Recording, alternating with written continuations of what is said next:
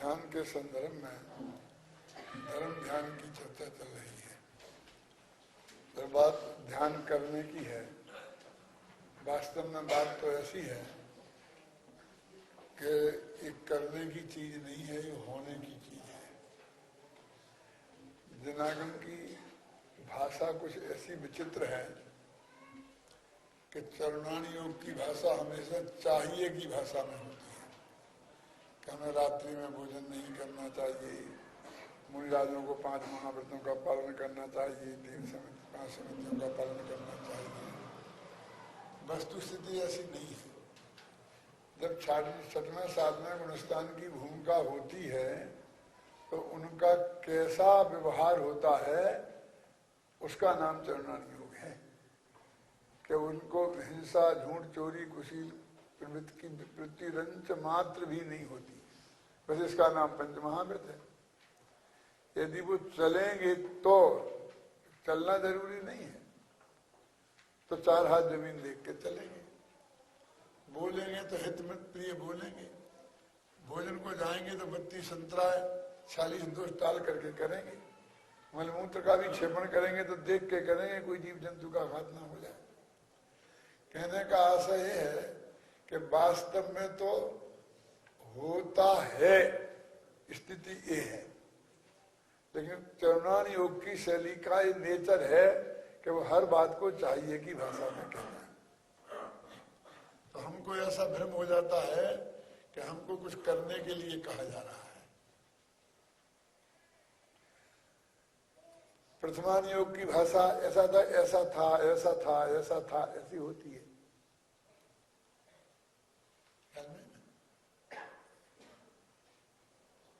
करुणानी योग की भाषा यदि ऐसा हो तो ऐसा होता है, यदि ऐसा हो तो ऐसा होता है। यदि हमें गुस्सा आया हो तो समझ लेना कि अंदर में क्रोध नामक कर्म का उदय है। अथवा ऐसा कह सकते हैं यदि क्रोध नामक कर्म का उदय है तो हमें गुस्सा आएगा। ऐसा भी क्रोध नामक कर्म के उदय से गुस्सा आता है। ये भाषा है। वस्तु स्थिति निमित्त नैमित्तिक का ज्ञान वो खासकर वो अंतरंग निमित्त, क्योंकि हम बाह्य निमित्तों पर को कर्ता मानकर उन पर अपना दोष मड़ा करते हैं और उनसे राग द्वेष किया करते हैं। इसलिए वो कहते हैं कि अंतरंग निमित्त, यदि निमित्त ही कुछ बलवान है तो वो अंतरंग तो ज्यादा बलवान होगा ना, और वो तो तेरे कर्म के उदय के अनुसार सब हुआ है।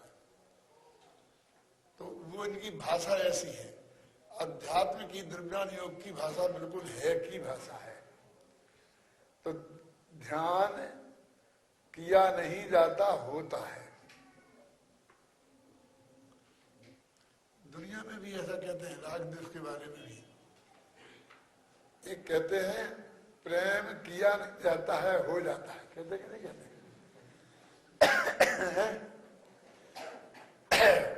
क्रोध के बारे में भी ऐसा कहते हैं। मेरे से बहुत से लोग कहते हैं कि आप जरा गुस्सा कम किया करें। तो मैं कहता हूँ क्या बात करते हो? क्या मैं गुस्सा सोच सोच के करता हूँ कितना करना है कितना नहीं करना है? मैं तो यही चाहता हूँ कि गुस्सा कम क्यों किया करूँ, किया ही नहीं करूँ। और अंतिम दिन तक हर आदमी ये कोशिश करता है कि वो गुस्सा करे ही नहीं। वो तो भूमिका अनुसार होता है, वो हो जाता है। ऐसा हमारे साथ नहीं होता है कि अभी मैं तो बातें नहीं करूंगा, मैं तो कुछ जवाब ही नहीं दूंगा, मैं तो बोलूंगा ही नहीं। ऐसा संकल्प करते करते रहते हैं और अंत में सभा में बैठे रहते तब भी करते रहते हैं और करते रहते हैं, बोल जाते हैं। और तत्काल बात है कहते रहते मैं क्यों बोल गया, मुझे तो बोलना ही नहीं था, अब भविष्य में नहीं बोलूंगा। तो होता क्या नहीं होता ऐसा? कई दफे एक बार अपने से होता क्या नहीं होता? ये सब जो बातें ये तो सब होता है। इसमें करने की बात क्या है? तो ध्यान भी वास्तव में होता है, लेकिन जो विकल्पात्मक ध्यान होता है, विकल्पात्मक व्यवहार ध्यान, वो उसमें करने जैसी भाषा आती है। जो आपका पेज नंबर 20 निकालिए, नीचे से अपन 5वीं पंक्ति पढ़ना चाहते हैं।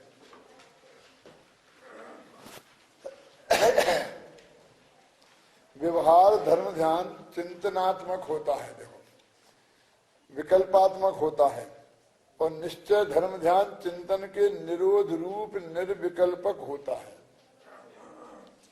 वस्तुतः बात यह है कि चिंतन ध्यान का प्रारंभिक रूप है। रुचि ध्यान की नियामक होने से चिंतन की भी नियामक है। जिसकी जिसे रुचि होती है पहले उसके बारे में विकल्पात्मक चिंतन चलता है, फिर रुचि की तीव्रता में विकल्पात्मक चिंतन निर्विकल्पक ध्यान में परिवर्तित हो जाता है। यह एज सहज प्रक्रिया है।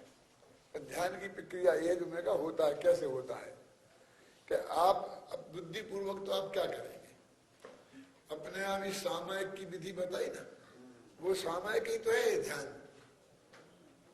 तो सामायिक की विधि बताई तो क्या बताई, जैसे कि दूसरी प्रतिमा में एक सामायिक नाम का व्रत है और तीसरी प्रतिमा का नाम ही सामायिक है। तो चौथे गुणस्थान में भी सामायिक करते ही होंगे संबंधित धर्मात्मा, लेकिन वो कहते बहुत कम, उसकी कोई गिनती नहीं है, इसलिए उन्होंने उसकी चर्चा 5वें गुणस्थान से और दूसरी प्रतिमा से की आरंभ में। समझने के पहले तो होता ही नहीं है, ये बात कही है। अब उसकी बात भी मुझे कहनी है, अभी कहूंगा, लेकिन मैं बात की तो बातें नक्की है ना। तो वो बताते हैं कि तारे अच्छी तरह से जमीन देख लो, कोई विघन नहीं हो, कहीं कोई बाद में कोई विघन आ जाए, ऐसा ना हो, कीड़े मकोड़े ना हो, देख के फिर चारों तरफ वो आवर्त ऐसा ऐसा करते हैं ना। वो भी क्या है कि तुम चारों तरफ अच्छी तरह से देख लो, और कोई लोग बैठे हो जिसे तुम्हें बाधा की बात हो तो उनसे हाथ जोड़ के प्रार्थना कर लो, हमारे देवता होंगे भी, हम निश्चय निश्चय देवताओं से, क्योंकि यही तो देवता बैठे ना। छाबरा जी नमस्ते, ऐसा कर लो, निपटा लो। अभी मैं सामायिक में बैठ रहा हूँ, बस वही तो है। और फिर अपन कहते हैं ऐसे ध्यान से, जिस आसन से जिसमें कोई बाधा खड़ी ना हो और शांति से बैठ जाओ, यही बोलते हैं। खड़े खड़े होने वाला ध्यान अपने लिए नहीं है। तो चरम शरीर वज्रसम नारासन वालों के होता है कि वे खड़े रहे तो भी देह पे से उपयोग हट जाए तो देह खड़ी रहे, गिर ना जाए। अपने तो खड़े होकर के तुम ध्यान करो, देह पे से उपयोग हट गया तो गारंटी से गिर जाओगे, माथा फूट जाएगा, सीधा अस्पताल जाना पड़ेगा। अपने लिए ऐसा नहीं कि चाहे तो करें, करें ही नहीं, ऐसा है अपने लिए। तो पूरा उपयोग हटाना है जी आपको, और हटेगा तो क्या होगी हालत। आपका संगठन ऐसा नहीं है। आंख बंद करके भी खड़े होने को नहीं बोलते हैं, उसमें भी चक्कर आ जाता है। खुली रखो तो नहीं आता है चक्कर, प्रयोग करके देखना। तो इसलिए वो शांति। अब उसके बाद अब माँ चिट्ठई, माँ जम्पई और माँ चिंतई, ये बात अब शुरू होती है। जब हम कुछ करेंगे, सामायिक के लिए बैठेंगे तो ऐसी प्रक्रिया चलती है ना। तो पहले तो प्रक्रिया से चलेगा, फिर वो चिंतनात्मक चलेगा। अब वो चिंतनात्मक जो ध्यान चलेगा, फिर वो कब विकल्पात्मक से निर्विकल्पक हो जाएगा। यदि तुम उसे देखने की कोशिश करोगे तो आत्मा नहीं देखेगा, हो जाएगा। तुम क्या करना, तुम जब सोने लगते हो ना, तो तुम कब सो जाते हो तुम्हें पता नहीं चलता है। ऑपरेशन में भी बेहोश होते होते कब बेहोश हो जाते हो पता नहीं चलता है। मुझे याद है कि मेरा अपेंडिक्स का ऑपरेशन हुआ था, तो उन लोगों ने वो बेहोश किया था उस वक्त। आजकल तो नहीं करते हैं, लोग कर देते हैं। तो वो लगाया तो बोलते थे कि बोलिए 1 2 3 4, अपन बोलते जाते हैं। वो समझते कि बोलना बंद हो जाएगा तो समझ लो बेहोश हो गया।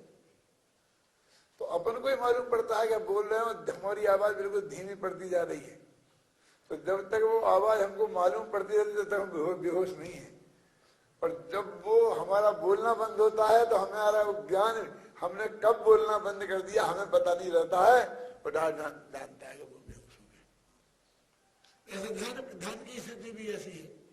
तो इसलिए तू उसमें विकल्पात्मक क्या करे, क्या प्रयत्न करेगा, और उसके बाद में तू उसके लिए क्या प्रयोग करेगा, वहां पर क्या क्या करना है तेरे हाथ में। तो करने की, ध्यान तो करने की बात रही ही नहीं ना। देखो राजवार्तिक में एक उल्लेख आता है, इस तो किताब में दिया है मैंने, पढ़ो पेज नंबर 21 पे। अनुप्रेक्षा और ध्यान में अंतर स्पष्ट करते हुए आचार्य एकलिंग देव लिखते हैं। ये संस्कृत की 4 पंक्तियां हैं, उनका मैं हिंदी में अर्थ पढ़ के सुनाता हूं। अनुप्रेक्षाओं का धर्म ध्यान में अंतर्भाव हो जाने से उनका पृथक कथन करना उचित नहीं है।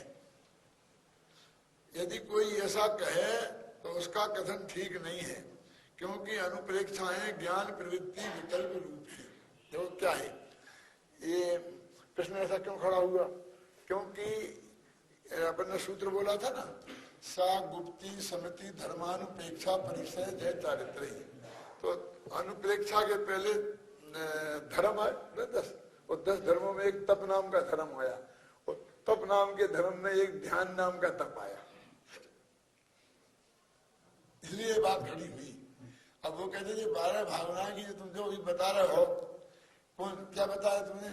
आज्ञा विचय, अपाय विचय, विपाक विचय। तो ये सोचने की तुम बात कर रहे हो, तो ऐसे ही तुम्हारे 12 भावनाओं में भी तो यही सोच रहे थे तत्व की बात ही। आसव तत्संबर तत्संबर भावना, निद्रा भावना, अनित्य भावना, इन्हें दही बातें तो सोच रहे थे।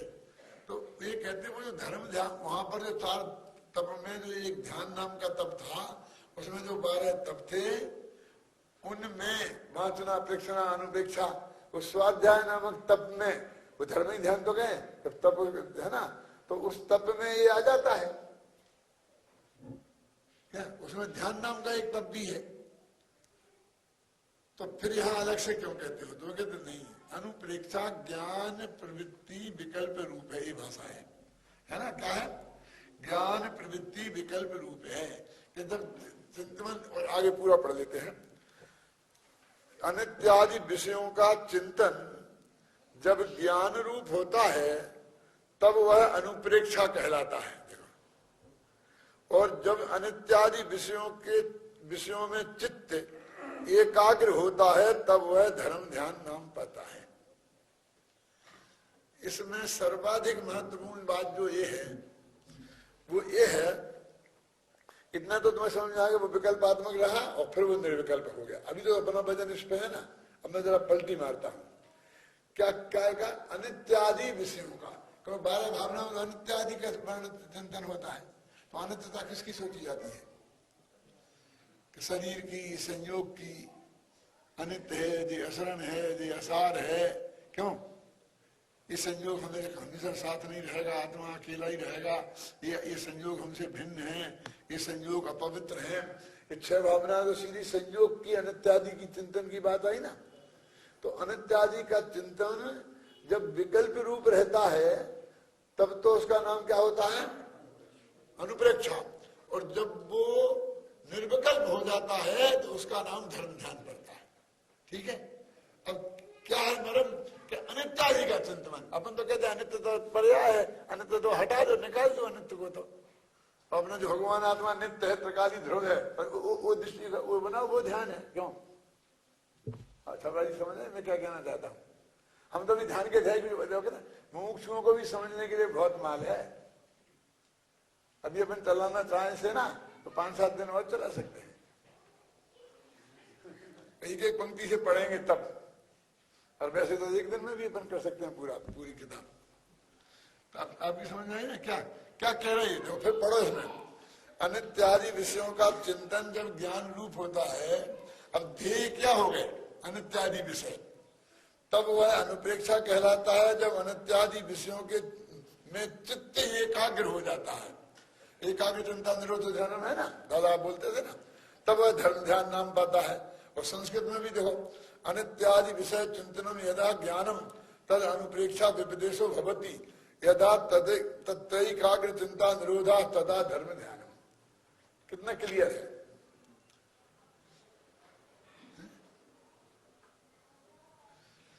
तो अभी अकेले नित्यता का चिंतन ही ध्यान का ध्यान है, उसका ही वही ध्यान है, वो धर्म ध्यान। जिन्हें अपन मुक्ति हेतु परे मोक्ष हेतु, क्लियर लिखा ना, 2 मोक्ष के हेतु हैं, और जिस मोक्ष का हेतु धर्म ध्यान है उसकी ये बात चल रही।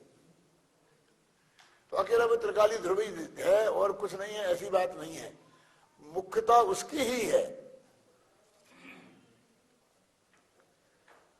और बहुत प्रमाण हैं ऐसे कि 8वें गुणस्थान में जब वो एक ध्रुव से दूसरे ध्रुव पर जाता है, विचारों से व्यंजन योग संक्रांति, अर्थ संक्रांति होती है ना, तो वहां भी उपयोग पलटता है। और टोडरमल जी ने प्रश्न उठाया कि जब पर पदार्थ का उपयोग चला गया तो फिर ध्यान कैसे रहा वो?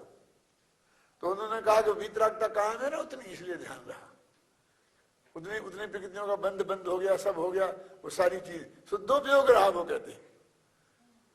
तो शुद्धोपयोग में अकेला आत्मा ही ज्ञान का ध्येय बनता है, ध्यान का ध्येय ऐसा नहीं है। लेकिन उसका नाम तो आत्मा ही ध्यान है ना, हम उसे आत्म ध्यान ही कहते हैं ना, मुख्यता आत्मा की है। डिटेल में जाएंगे तो उसमें बहुत गहराई आएगी, लेकिन यहाँ तो इतनी ही बस हमने समझ लिया कि हमें इतना जो आया चिंतन कि शरीर अनित्य है, तो जैसे कि हम महापापी हो गए, बस क्यों शरीर हमारे ज्ञान का ध्येय बन गया। अरे वो अनित्यादि के चिंतन में तो है ही, क्या है अनित्य? मैं पूछता हूँ आपसे, वो 12 भावना सा गुप्ती समिति धर्मानुपेक्षा उनमें उसके बाद आती है ना वहां में, और वो अनित्यादि देह अनित्य है, इसी के है ना, देह असरण है, देह माने संयोग सारे। तो ये पर पदार्थ का भी चिंतन हो गया और अनित्यादि रूप चिंतन हो गया, स्वद्रव्य का भी नहीं रहा और नित्यादि रूप नहीं रहा। क्यों? लोग सोचते हैं डॉक्टर साहब को क्या अधिकार था, वे क्या जानते हैं ध्यान के बारे में? जो जानते हैं वो लिखा है और वो शास्त्रों में पढ़ा है। वो क्या समझते हैं कि ये तो अकेले ज्ञान के मास्टर है, ध्यान के मास्टर नहीं है।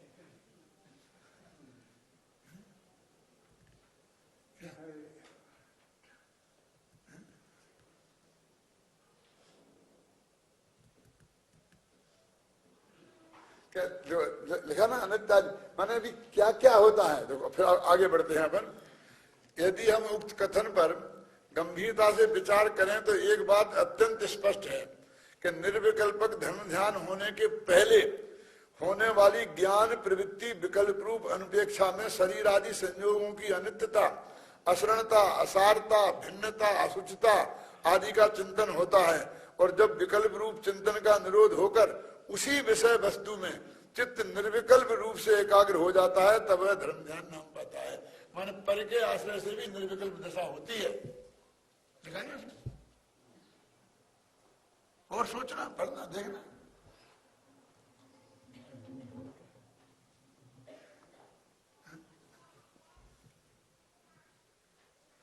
लेकिन उसी विषय में विषय बदल लिया तो फिर वो बात रही कहां? मुझे अपेक्षा है, धर्म ध्यान कहलाएगा। ये पूरा तत्वार्थ की बात है। वो सारे तत्वार्थ का सार भगवान आत्मा है, वो एक अलग बात है। उसमें अपनापन स्थापित हो गया ना, तो वो सम्मान दर्शन हो गया। उसे हमने अपना जान लिया ना, ये मैं हूं। और उसमें अपनेपन से तन्मयता आई ना, और इसमें अतन्मयपन से तन्मयता आएगी। अतन्मय से तन्मयता, तन्मयता माने उपयोग की एकाग्रता, और अतन्मय बने से माने ये मैं नहीं हूं। इतनी बात है तो कोई गड़बड़ नहीं है।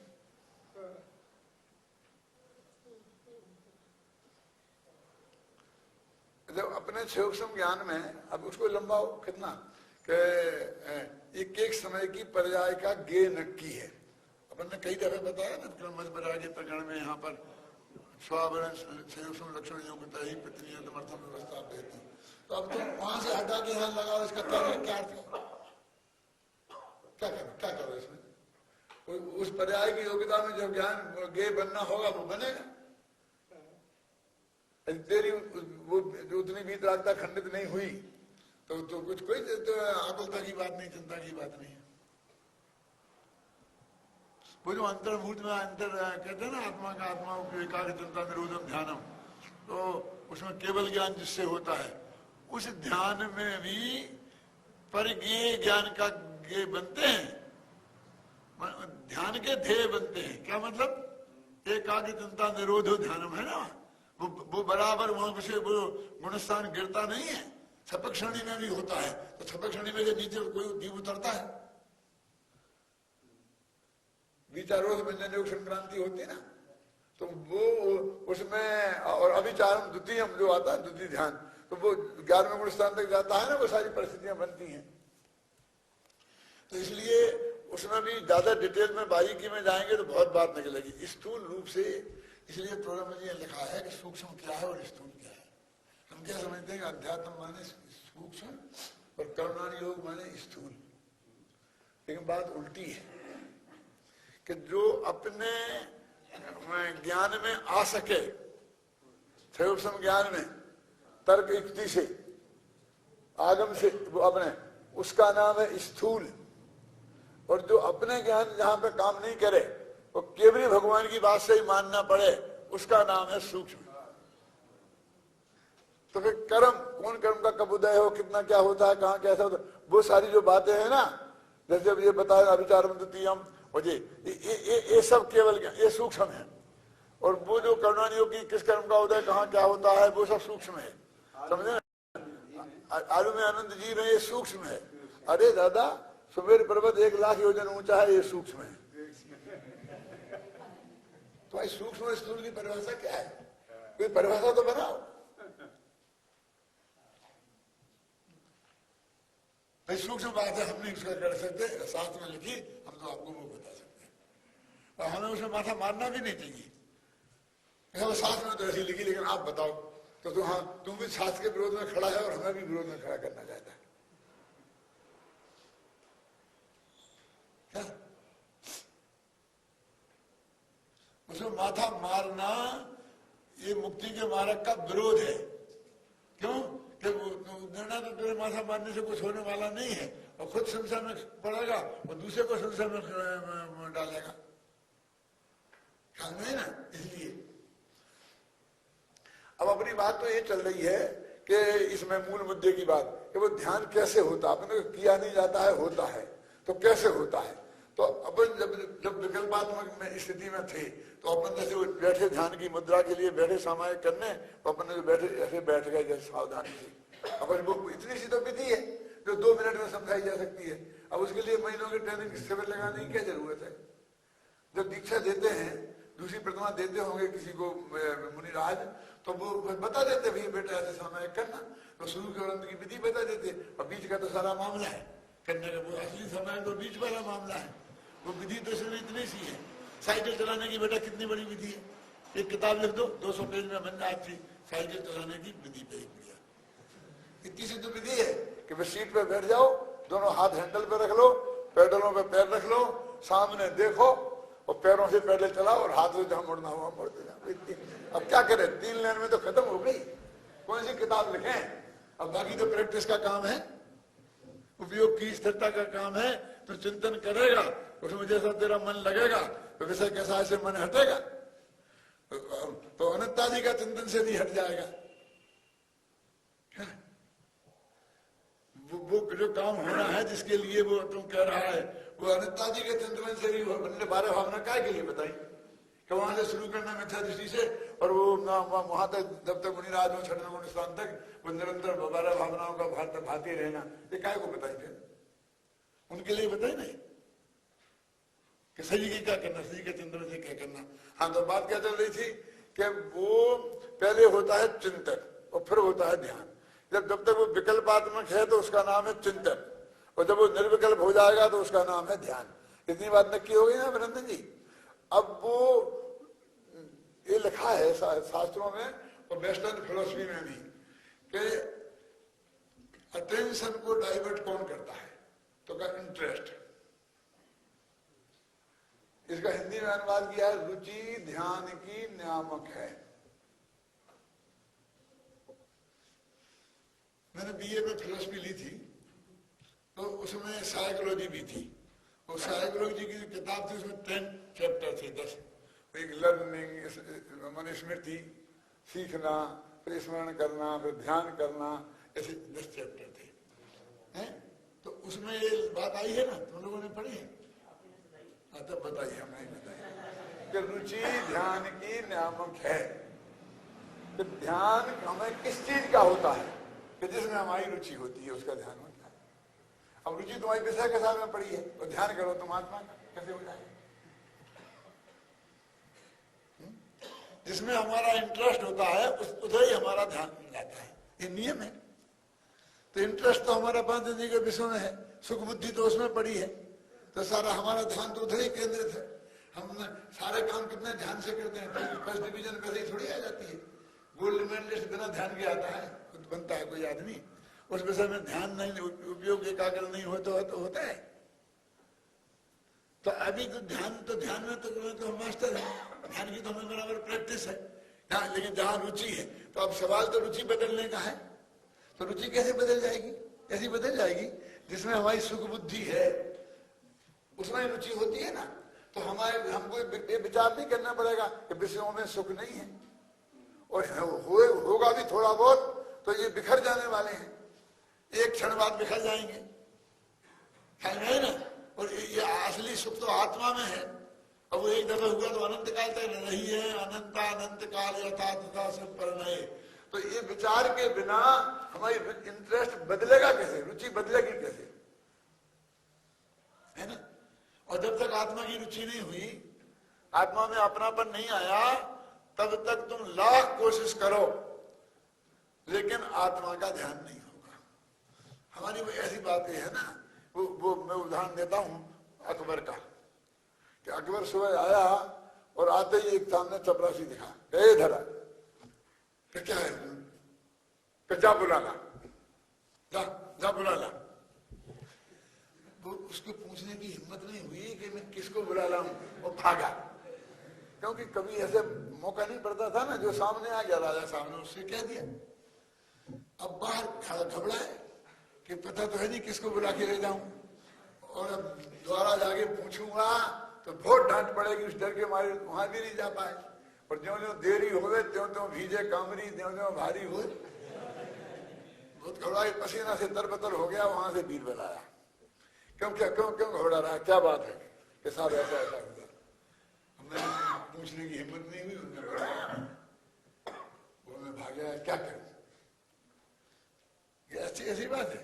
तो ये बता कि जब राजा साहब ने ये बात कही थी बादशाह ने, तब वे क्या कर रहे थे? सब कुछ नहीं कर रहे थे। मैं ध्यान से सोच, ऐसा आदमी कभी कुछ नहीं करता, ऐसा कभी होता ही नहीं है। हमेशा कुछ ना कुछ करता ही रहता है। सब बहुत सोचा, कुछ नहीं कर रहे थे। सोच के खड़े थे, खड़े होना भी तो काम है ना, कि ठीक है खड़े थे ना, तो खड़े तो पैरों से थे, ठीक है ना। हाथों से क्या कर रहे थे? करना तो हाथों वाला कहलाता है, पैरों वाला नहीं कहलाता। हाँ, कि कुछ नहीं कह रहे कि इस दाढ़ी पे हाथ फेर रहे थे कि नाई को लेगा।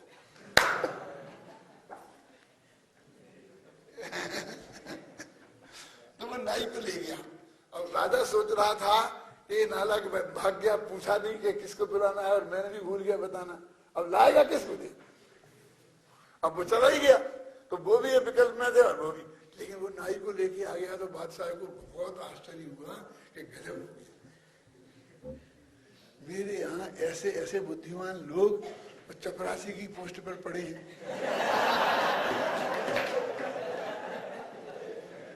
इसे तो मिनिस्टर होना चाहिए था। अन्याय हो गया। क्यों? फिर भी थोड़ी जांच करने के लिए अंदर से तो बहुत खुश हो रहा था राजा, और बाहर से जरा आकर के किसने कहा था कि तू नाई को बुला के ला। अब वो घबराया, कांपने लग गया। क्यों बताता नहीं किसने कहा था? क्यों झूठ बीरबल ने।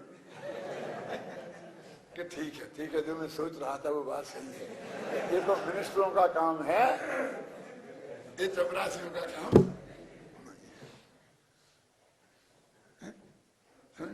तो जैसे आपने अपने मन को आदेश दे दिया कि जा बेटा लग जा, कि कहा नहीं बता ही नहीं, और वो भी चपरासी जैसा भाग गया लगने के लिए। क्यों? अब तुम बैठे हो, मन को बहुत लगा रहे हो। लगे कहा? क्योंकि वो आत्मा का स्वरूप तो तुम्हें पता ही नहीं है।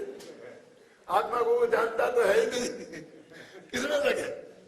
तो कितनी कोशिश करो, जब आत्मा, जिस आत्मा का ध्यान तुम्हें करना है उस आत्मा का स्वरूप तुम्हारे ख्याल में नहीं होगा, तब तक आत्मा मन लगने का कोई सवाल नहीं है। तो पहले उसका स्वरूप ध्येय का निर्णय तो करो, क्या है ध्यान का ध्येय। अब ध्यान का ध्येय निर्णय करना है। अब सुनो, तो यहाँ निर्णय करेंगे कि आत्मा ध्यान का ध्येय है। ये नहीं कहेंगे वो एक गे से पर गे बदल गया ना और बीच में मेरा एकदम सुमेर पर्वत ध्यान में आ गया था, तो ध्यान सुमेर पर्वत ध्येय का ध्येय नहीं बन जाएगा। ध्येय माने जिसका ध्यान मुझे करना है, और दूसरा पदार्थ बीच में ज्ञान का गे बन गया तो गे बन गया।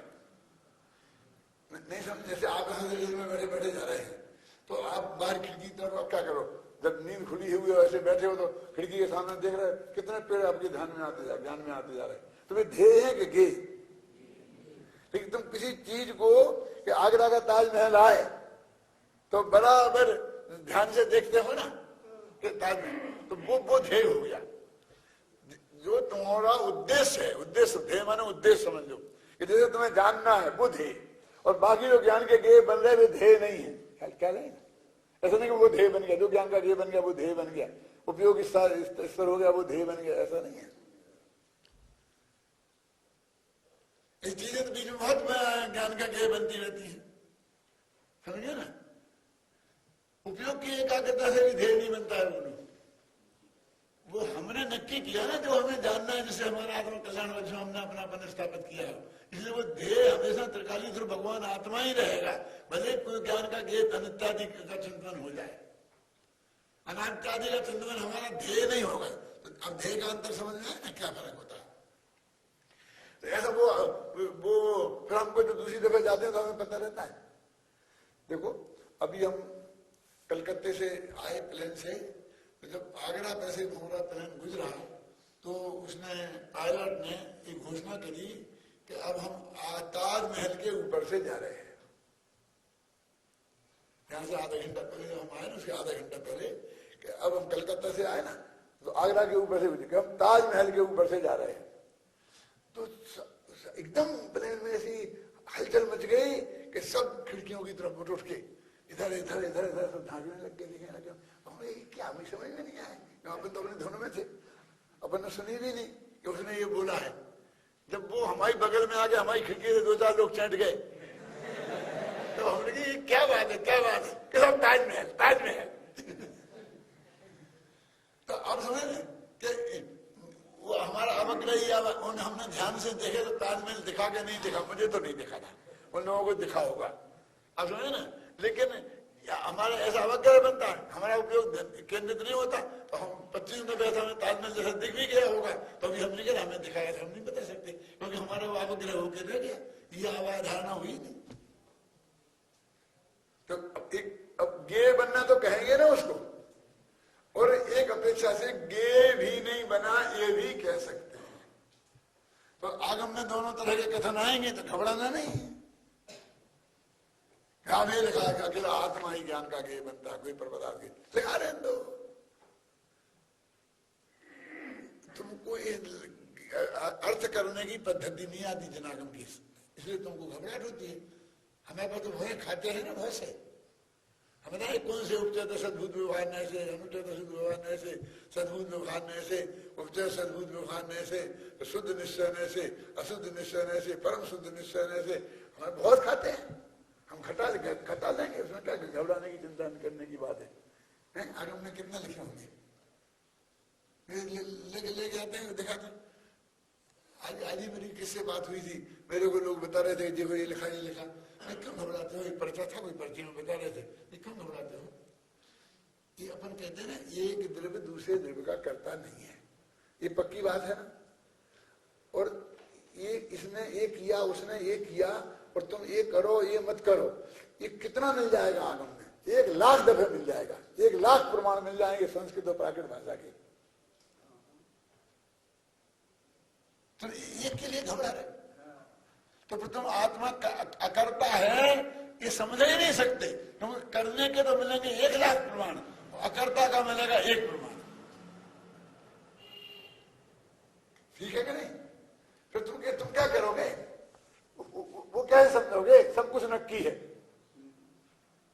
इसका निर्णय कैसे करोगे। ये जो तत्व ज्ञान है अपना, कोई किसी का है ही नहीं, स्त्री पुत्र मकान जायदाद नगर देश गांव और दुनिया ये अपने नहीं है किसी भी कीमत पर, और जिनको अपना मानना मिथ्यात्व तो है, ये बात तुम कैसे सुनोगे। क्यों कि दिमाग में भरा पड़ा है कि बाहु ऋषभदेव की पत्नी, 2 पत्नियां थी, एक का नाम नंदा, एक का सुनंदा, 100 बेटे थे, उनका नाम ये थे, सब भरा पड़ा है, क्या करोगे? वो इतने प्रमाण लाएगा ना सामने, लिखा आगे नहीं साथ, तो आदि प्रमाण झूठा है। जिनसे ने लिखा है, जिनसे झूठे हैं। अब जिनसे झूठे हैं कि सच्चे हैं, जिनसे हमने 16 संस्कार लिखे हैं, और क्या क्या लिखे हैं? पहले पढ़ा है तुमने जिनसेन को? और जिनसेन ने तो जब वो महिलाओं का चित्रण किया है ना, तो ये हम एक दूसरे के सामने बैठ के पढ़ नहीं सकते हैं। पढ़ी है तुमने लोगों को? तो उसमें रखी जगह तो पढ़ी होगी ना। ऐसा ऐसा लिखा है,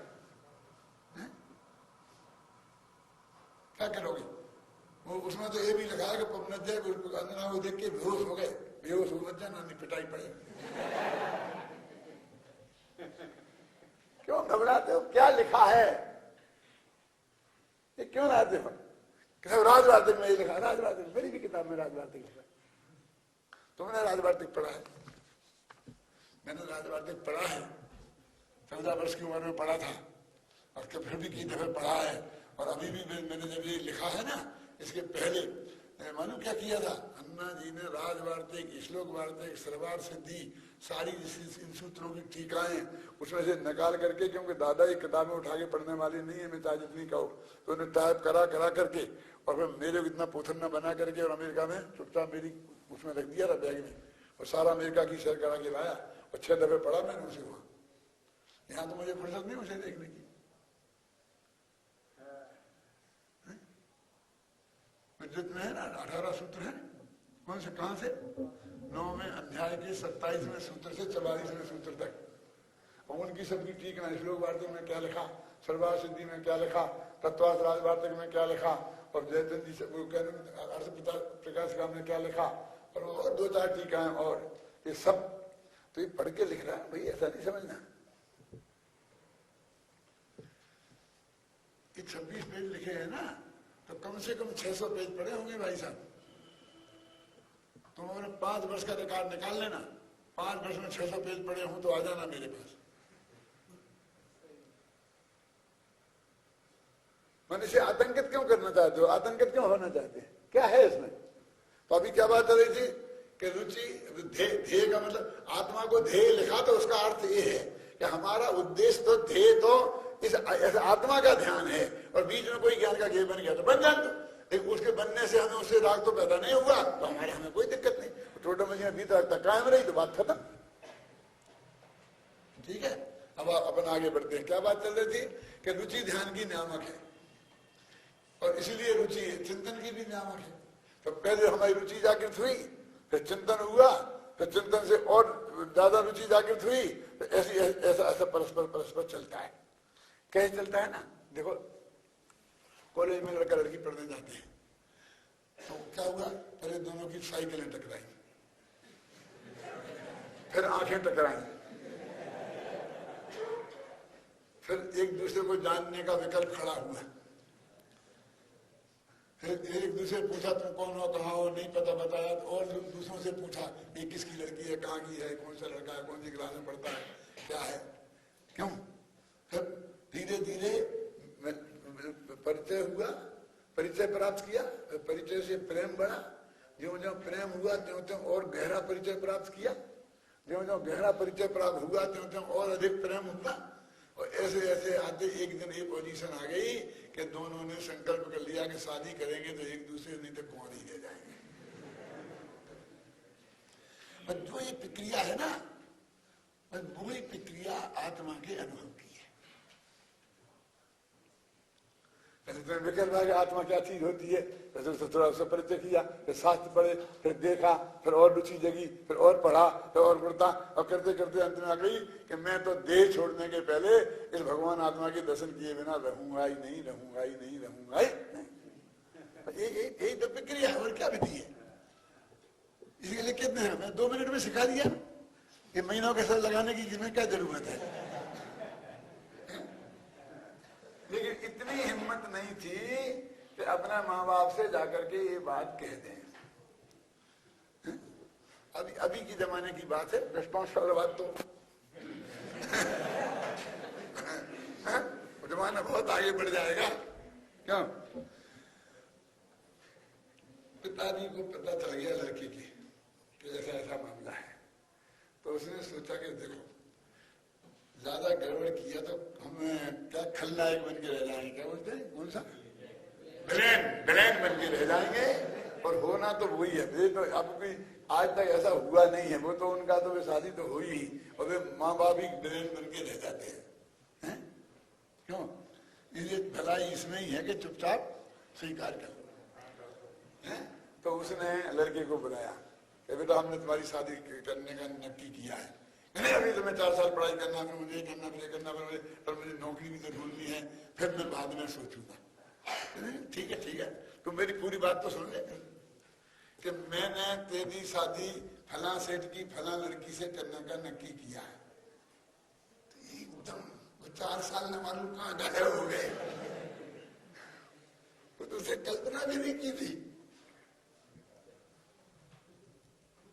हक्का बक्का खड़ा रह गया, तो पिताजी बोले कि मैं चाहता हूं कि एक निगाह तू भी डाल ले और देख ले, तो फिर बात पक्की कर दे।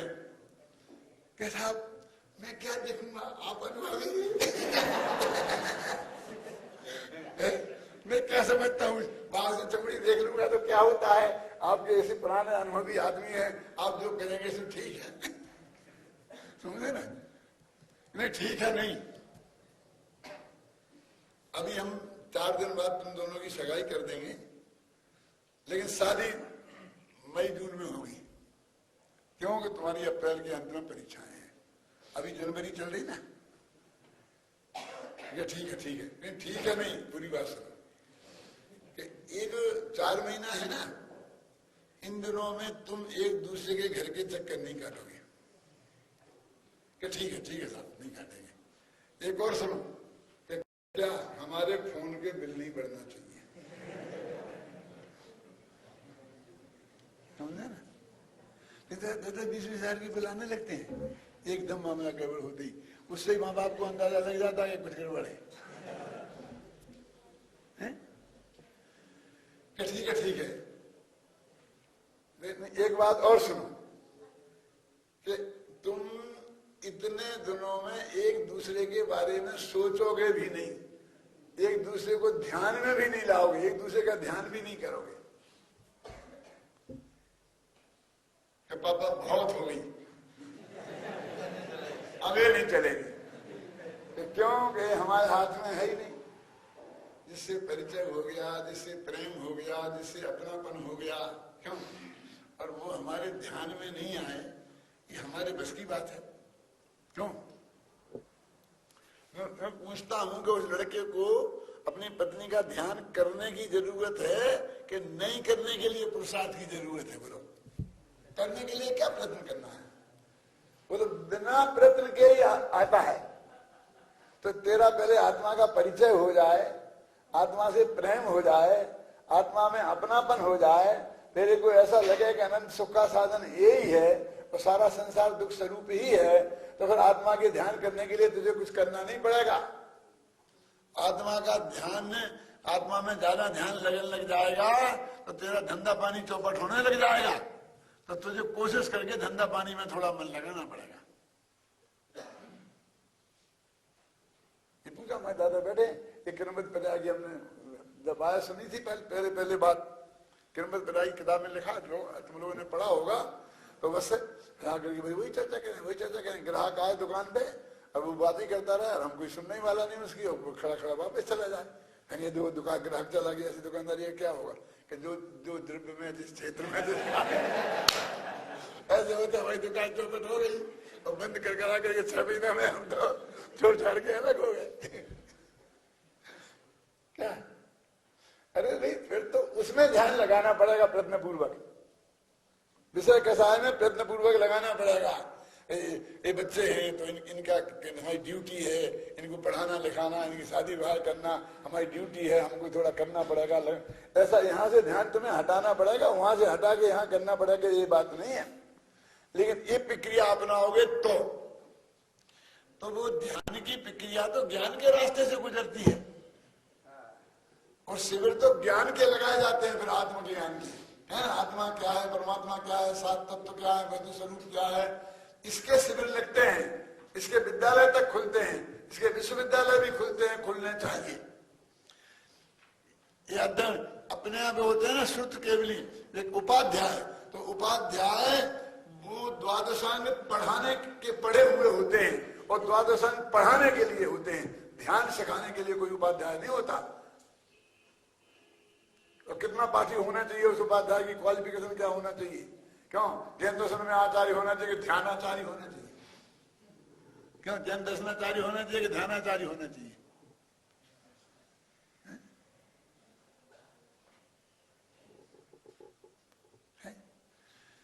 तो सारी प्रक्रिया तो इसमें चल रही है। लंबी जो बरसों चलने वाली प्रक्रिया में तो देशना लब्धि है। देशना लब्धि भी एक भाषण सुना होता है, ऐसा ऐसा नहीं होती है। जब तक तुमको तत्व ज्ञान पूरा तुम्हारे गले न उतर जाए, चौसम ज्ञान में जैसा जनागम में द्वादशांग में आया है वैसा हु बहू उसमें रंच मात पाई लब्धि फेंकने में, तब तक देशना लब्धि नहीं है। उसके बाद फिर उसमें जो रुचि जागी थी वो पराग लब्धि शुरू होगी। वो देशना लब्धि में लंबा कोष देशना लब्धि का है भाई साहब। वो एक भव में नहीं, कभी अगले भव में भी पूरी होती है वह देशना लब्धि। वो जो मिथ्या दृष्टि के निमित्त से हो जाती ना, तो पहले सुनी थी तो वो तुम्हारे ज्ञान धारणा में चली गई, और छह ज्ञान में धारणा में रही, स्मृति में आ गई, और अभी वो पूरी नहीं हुई। और फिर यहाँ इसने समझाया तो इसका निमित्त मिला, और अंदर से वो माल निकला, और वो देशना लब्धि पूरी हो गई। सारा प्रक्रिया तो ये है।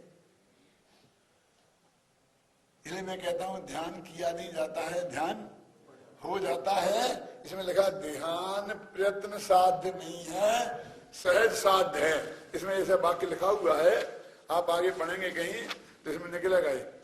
देखो ये पेज नंबर 17 पर, ध्येय का निर्णय होने पर, उसमें अपनापन आ जाने पर, उसकी तीव्रतम रुचि जागृत हो जाने पर, उसे पाने की तड़प उत्पन्न हो जाने पर उसका ध्यान तो सहज ही होता है, उस पर से ध्यान हटता ही नहीं है।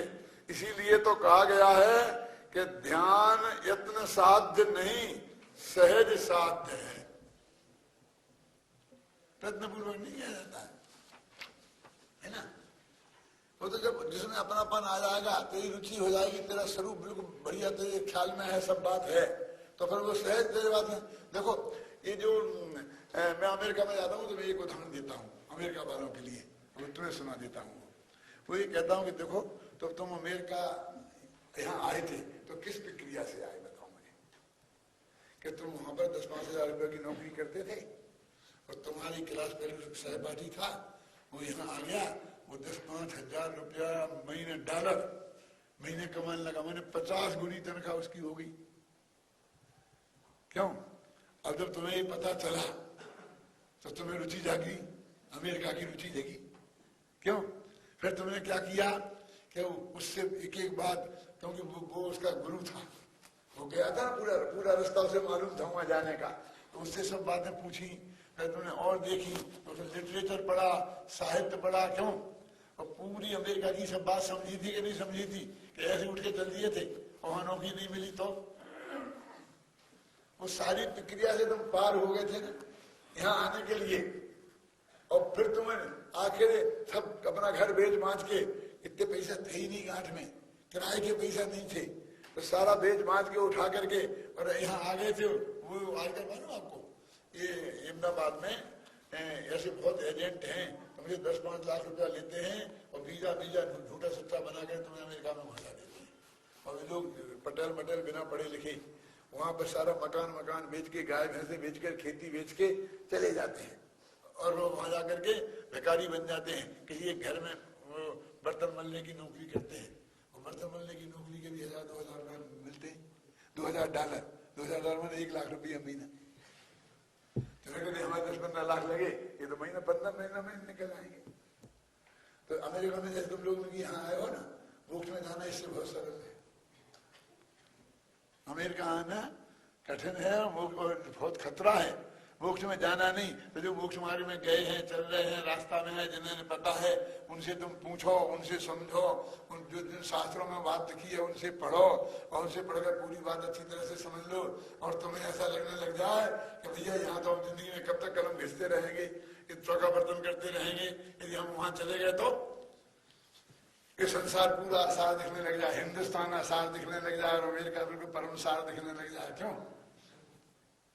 अब अमेरिका दूर नहीं है। वही विधि इसकी है कि तुम ये सारा निर्णय गुरु मुख से, भगवान की वाणी से, शास्त्र से पढ़ के और फिर लौकिक अनुभव से ये निर्णय तो करो कि इसमें नहीं है सुख, इसमें है।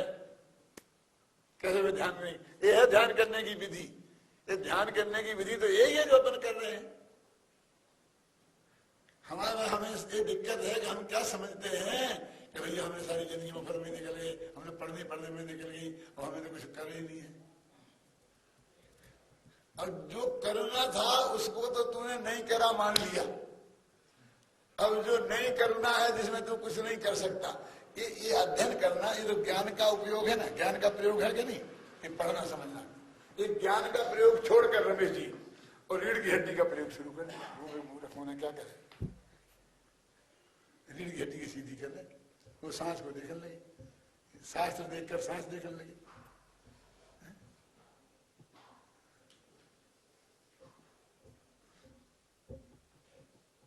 इतना तो हमने तुम्हारा प्रदर्शन सुना और इतना हमारे तो कुछ तो हुआ नहीं है। अब इसमें कुछ नहीं हुआ तो इसमें मेरी क्या गलती है? शांतिलाल जी, आप थे कहाँ? सोना गिर थे कहाँ थे? तो सुने थे सोना गिर के? अब दो ही समय है, कोई कलकत्ता के समय थे। उसमें आया है एक प्रकरण, क्यों कि है ना 4-5 गाथाएं हैं, वो 8 प्रकार के आत्मा, तो आत्मा को जानते नहीं है और आत्मा से भिन्न पर पदार्थों को आत्मा मानते हैं। तो उनकी एक ही युक्ति थी, कौन सी थी? कि हमें इसके अलावा और कोई आत्मा दिखाई नहीं देता।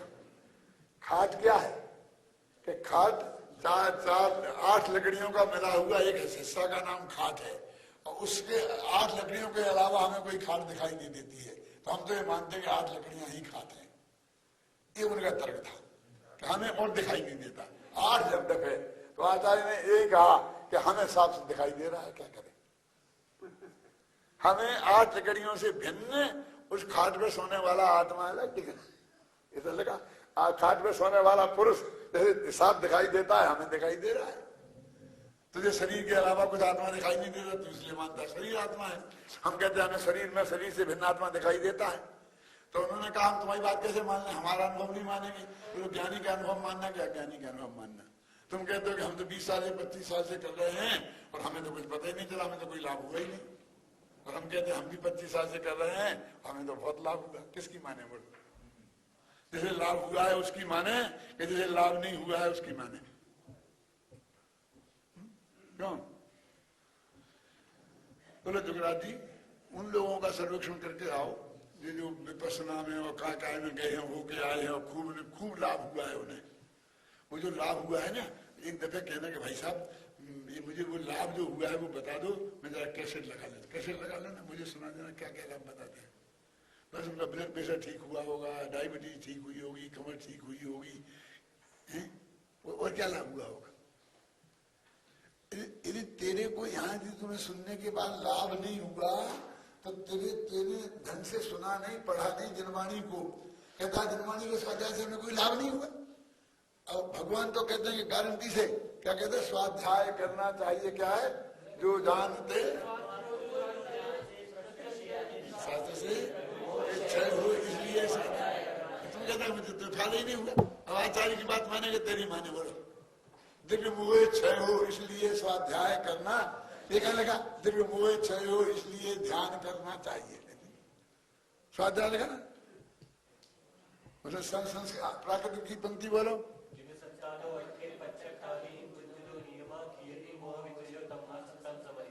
समाधिव्यम लिखा ना, उसका मतलब स्वाध्याय करना चाहिए। तुम कहता नहीं हुआ, हम क्या करें? तेरी इसमें कोई कसर रह गई तो वो कसर तो तू निकालता नहीं है और दोष देता है।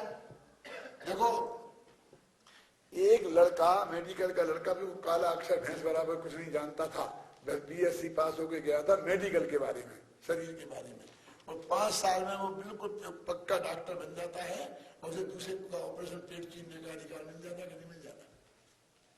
और ये कंपाउंडर जो हार्ट का स्पेशलिस्ट डॉक्टर है, उसका कंपाउंडर सारा काम शुरू से वही करता है, उसको नहाना धुलाना, बेड करना, ये करना, बेहोश करने तक का काम, और वहां भी खड़ा रहता है। जब वो ऑपरेशन करता है तो कैंची भी वही देता है, वो डॉक्टर तो देखते ही नहीं है, जैसा हाथ करता है तो उसमें कैंची पकड़ा देता है, क्यों? तो वो ऑपरेशन करता है कि नहीं? तो 50 साल में भी कंपाउंडर ही रहता है, डॉक्टर नहीं बनता। तुम बच्चों जैसे 5 साल पढ़ते, स्वाध्याय करते तो पंडित बन जाते, विद्वान बन जाते। अब तुम तो कंपाउंडर में जैसे 50 साल निकाल दिए, तो हम क्या करें? कंपाउंडर ही रहोगे। हमें कुछ नहीं मिला, कुछ नहीं हुआ, तो तुमने नहीं किया तो नहीं हुआ, हम क्या करें? जिसमें करना चाहिए तो करते ही नहीं। तो उसकी प्रक्रिया क्या है? वो तो ऑटोमेटिक प्रक्रिया है। जो बुद्धिपूर्वक करने की प्रक्रिया है, ये तो ज्ञान की है, ये समझने के रास्ते के मार्ग की है। क्या एक तुमने 7 दिन का अपना सिलेबस पूरा हो गया, अब एक हमें तो कुछ समझ में नहीं आया, हमें तो कुछ फायदा नहीं हुआ, तो क्या करें? अपने नंदी क्या करें? ध्यान निकाल के दे दें। तो 7 दिन में तो घबरा गए, ये तो हमें 49 वर्ष के कह रहे, हमने 49 वर्ष स्वाध्याय किया, हमें कोई फायदा नहीं हुआ, फिर भी हमें हिम्मत करके सुनाए जा रहे, तुम 7 दिन में अखाड़ा छोड़ रहे, क्यों? निकल गया कि नहीं निकल गया?